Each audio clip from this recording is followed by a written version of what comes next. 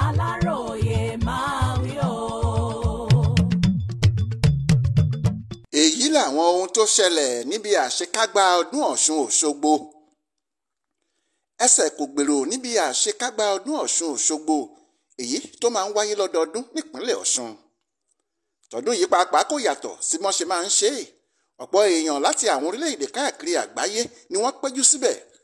bákan náà lọ̀rọ̀ rí nílẹ̀ Nàìjíríà nítorí káàkiri orígun mẹ́rẹ̀ẹ̀rin orílẹ̀-èdè yìí ni àwọn olùbọ̀ Ọ̀ṣun àtàwọn tó máa ń wá tọrọ nǹkan lóríṣiríṣi lọ́dọọdún ti péjú síbẹ̀.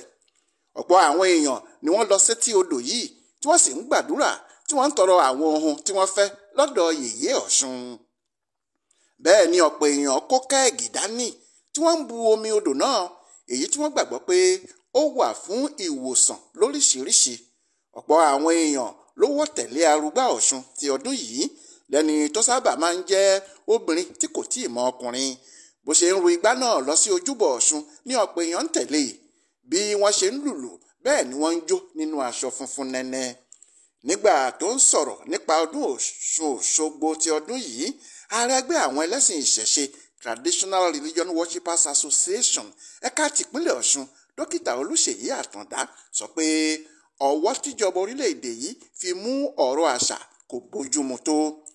ó ní ìdí tí gbogbo nǹkan tó jọmọ́ àṣà kò fi tẹ̀síwájú ju bó ṣe yẹ kó rí lórílẹ̀-èdè Nàìjíríà kò ṣẹ̀yìn bíjọba kò ṣe fi ọwọ́ gidi mú un kí wọ́n sì ná owó lé ẹ̀ka náà lórí.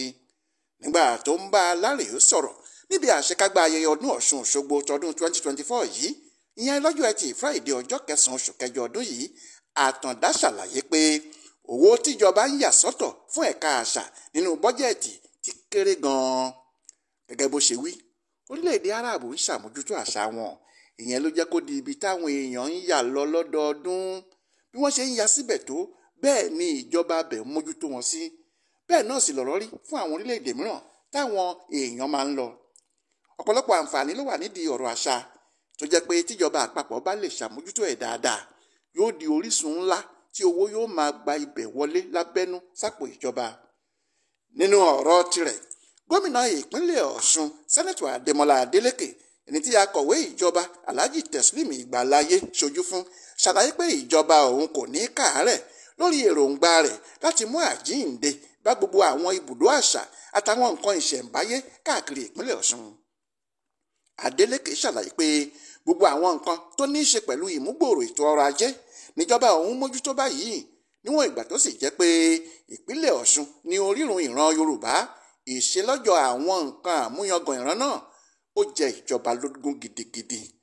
ó tẹ̀síwájú pé gbogbo àwọn olùdáṣẹ́sílẹ̀ tí wọ́n ní í ṣe pẹ̀lú nǹkan àṣà àti ìṣẹ̀ǹbáyé níjọba ń fọwọ́sowọ́pọ̀ fún kí ìpínlẹ̀ Ọ̀ṣun bá lè di ojúkò fún àṣà lórílẹ̀‐èdè yìí.